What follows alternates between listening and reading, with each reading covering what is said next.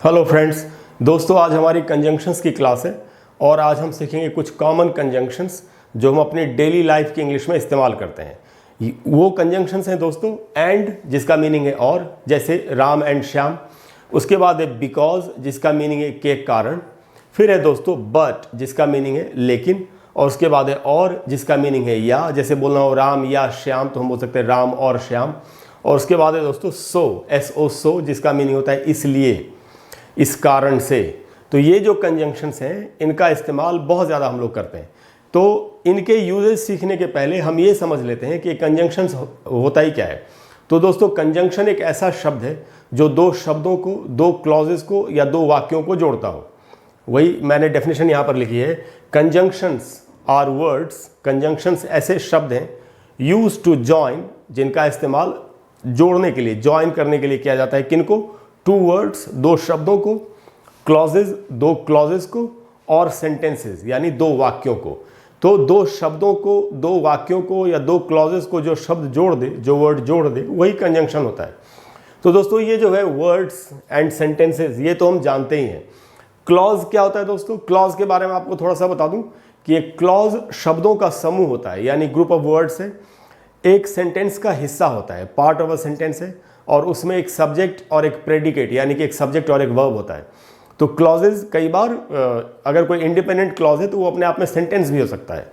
तो दो क्लॉजेज को, दो सेंटेंसेस को या दो वर्ड्स को जो वर्ड जोड़ दे, उसी को कंजंक्शन कहते हैं।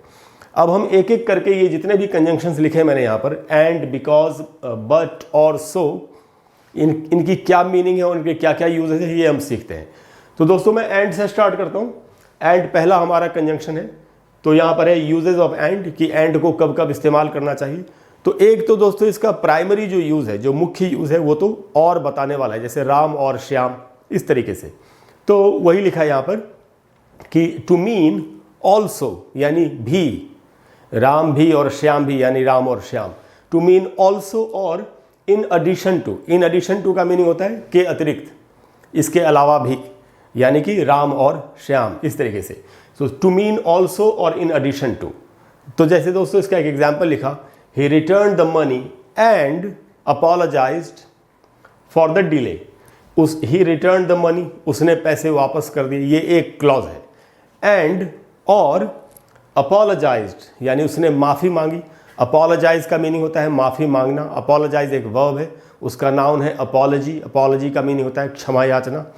तो he and apologize for the delay. Delay एक नाउन है और इसकी मीनिंग होती है विलंब या देर।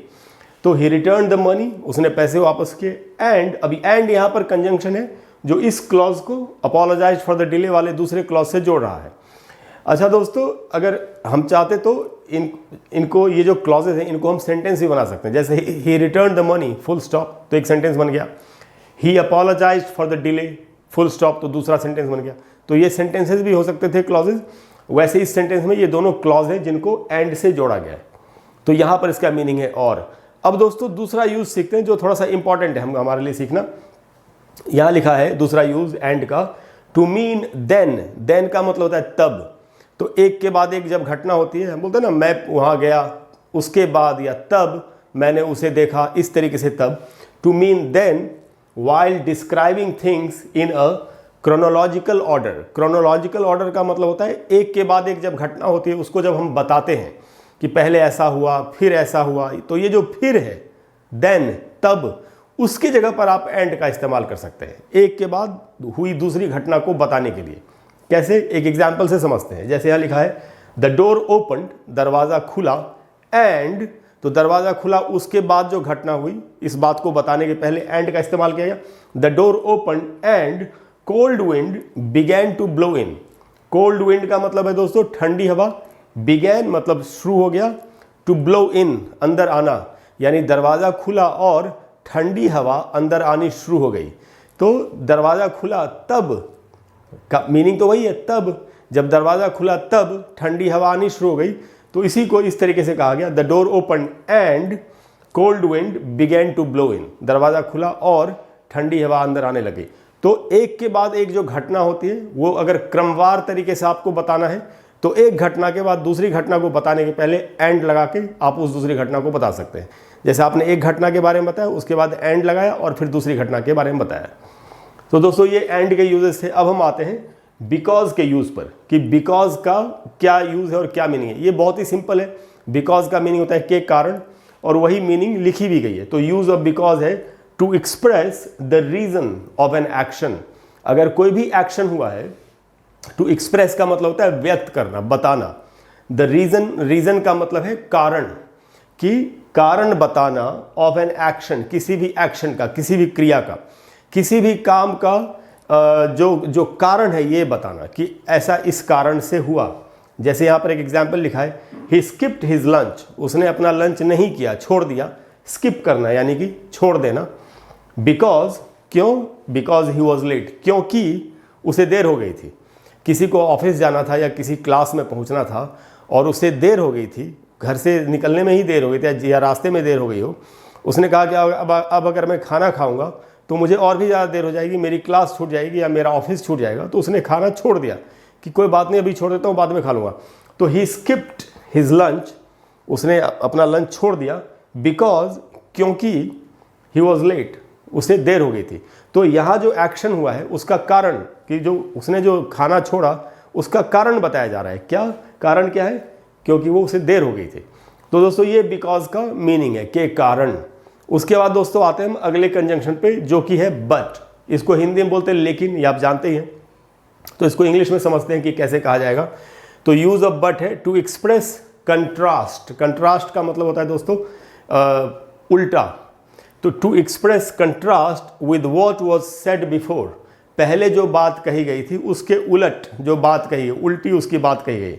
यानी कि अब उस बात का समर्थन नहीं किया जा रहा है जो बात पहले कही थी। लेकिन को इंग्लिश में ऐसे बोल सकते हैं।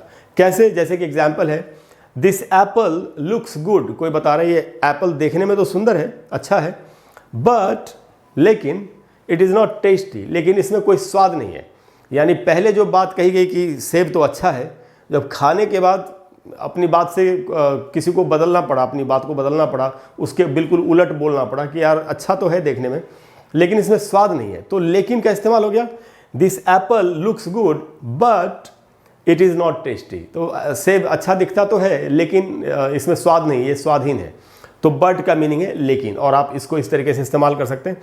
यहाँ पर भी दिस एप्पल लुक्स गुड एक क्लॉज है, बट कंजंक्शन है, इट इज़ नॉट टेस्टी दूसरा क्लॉज है। तो इस तरीके से क्लॉजेस को या सेंटेंसेस को आप जोड़ सकते हैं। ये दोनों सेंटेंस भी बन सकते हैं। कैसे? This Apple looks good, full stop डाल दिया आपने तो ये पूरा का पूरा सेंटेंस बन जाएगा कि यार ये सेब तो अच्छा दिख रहा है। And it is not tasty, अगर सिर्फ ये इसको सेंटेंस के रूप में इस्तेमाल करें तो भी आप इस्तेमाल कर सकते हैं कि इसमें कोई स्वाद नहीं है, ऐसा हम कई बार बोलते हैं। तो दोनों सेंटेंसेस भी हो सकते हैं और दोनों क्लॉजेस भी हो सकते हैं। उसके बाद दोस्तों और का मतलब हिंदी में होता है या, और का मतलब है या। तो यूज ऑफ और को कैसे यूज करेंगे हिंदी में या को? जैसे हम बोलते हैं राम या श्याम, इस प्रकार से। तो इसको इंग्लिश में क्या मीनिंग लिखी गई है कि टू इंट्रोड्यूस अनदर पॉसिबिलिटी, दूसरी संभावना के बारे में बताने के लिए कि या इस काम को या तो पंकज कर लेगा या मनीष कर लेगा, या तो राम कर लेगा या श्याम कर लेगा। इस तरीके से दूसरी संभावना कि ये नहीं तो ये नहीं तो वो, इस तरीके से। तो इसका एग्जाम्पल है सेंटेंस में, do you want to come with us? कुछ लोग पूछ रहे हैं किसी को, तुम हमारे साथ आना चाहते हो या घर जाना चाहते हो? Do you want to come with us, और या गो होम, घर जाना चाहते हो। तो कम विद अस का मतलब है हमारे साथ चलना।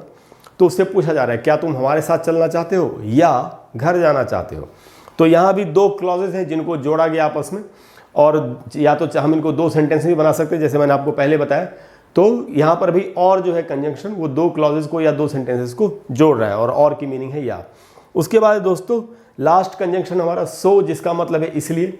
अच्छा दोस्तों, कई बार मैंने सुना है कि लोग सो का मीनिंग तो समझते हैं, लेकिन ये गलत धारणा है। मैं आपको बता दूं, सो का मीनिंग होता है इसलिए या इस कारण से। सो का एक सिनोनिम भी है। सो की जगह पर आप देयरफॉर का भी इस्तेमाल कर सकते हैं, THEREFORE, देयरफॉर, उसका भी मीनिंग होता है इसलिए। लेकिन देयरफॉर फॉर्मल इंग्लिश है एंड सो जो है ये इनफॉर्मल इंग्लिश है। बस ये थोड़ा सा डिफरेंस रख सकते हैं हम। दोनों का मीनिंग होता है इसलिए। तो सो का मीनिंग तो नहीं है, सो का मीनिंग होता है इसलिए या इस कारण से।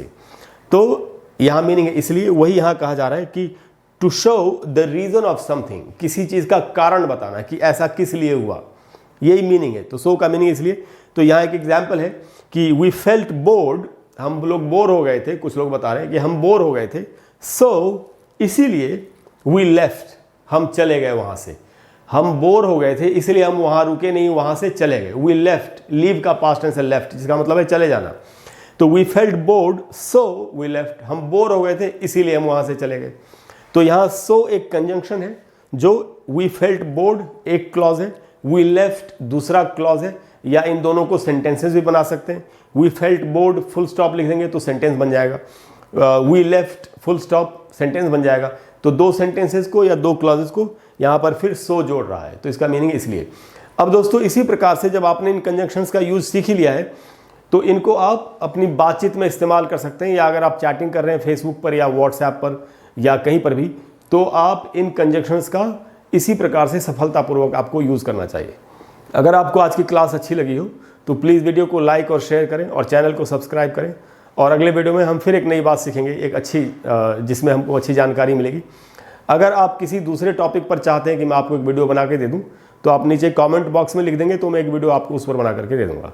Thank you very much, I will see you soon, bye bye.